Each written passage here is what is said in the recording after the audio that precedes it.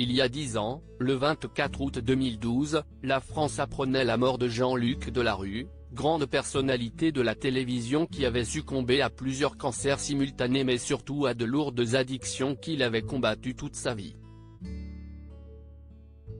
Un décès difficile pour ses fans, pour sa famille, mais surtout pour son fils, le petit Jean, qui n'avait à l'époque que 5 ans et demi. Né du mariage entre le présentateur et l'autrice Elisabeth Bost, qui s'étaient séparés en 2009, le garçonnet n'avait pas assisté aux obsèques de son père. Une décision réfléchie par sa mère, qui devait gérer un contexte très particulier. En effet, alors que les relations entre elle et son ex-mari étaient plutôt fluctuantes après leur divorce, elle s'était brutalement tendue après le remariage de Jean-Luc Delarue avec sa nouvelle femme, Anissa, en mai 2012. À tel point que le présentateur avait alors banni son ex et ses parents de ses obsèques. La jeune maman, en colère de la situation mais voulant apaiser les choses pour son fils, avait alors pris l'avis d'un professionnel avant de prendre un moment difficile pour elle, comme elle l'a raconté en interview pour nos confrères de Téléstar. Il ne voulait pas du tout aller au cimetière.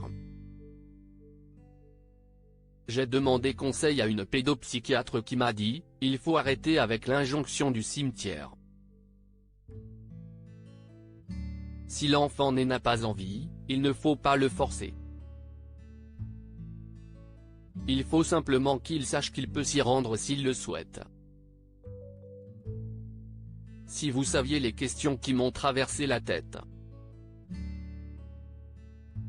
Un jeune homme qui grandit dans la plus grande discrétion peu à peu, le jeune garçon qui voit désormais son père comme une force bienveillante, une étoile qui le protège et aujourd'hui âgé de presque 16 ans, a remonté la pente, notamment grâce à une technique de sa maman. Quand il était petit, je lui ai proposé d'envoyer des messages au ciel. Il a continué. Pour la fête des pères, l'anniversaire, Noël. Il lâche des ballons. Petit, il lui a envoyé toutes sortes de choses, des tickets à gratter, des autocollants Panini, elle sourit, aujourd'hui il écrit. Une maman toujours attentive au bien-être du jeune homme, à qui elle rappelle des souvenirs heureux. Pour autant, elle sait que tout n'est pas gagné pour lui. Si est un enfant joyeux, il aime la vie, cuisiner, ses copains, mais il a encore beaucoup de moments de vague à l'âme. D'insécurité. Peur que je disparaisse à mon tour par exemple. Il garde une angoisse de la séparation, il est beaucoup à la maison, il ne part pas en vacances chez un copain. Il a besoin de choses cadrées, de routine, d'une maman beaucoup là. Mes priorités sont de le protéger et de lui redonner confiance en lui.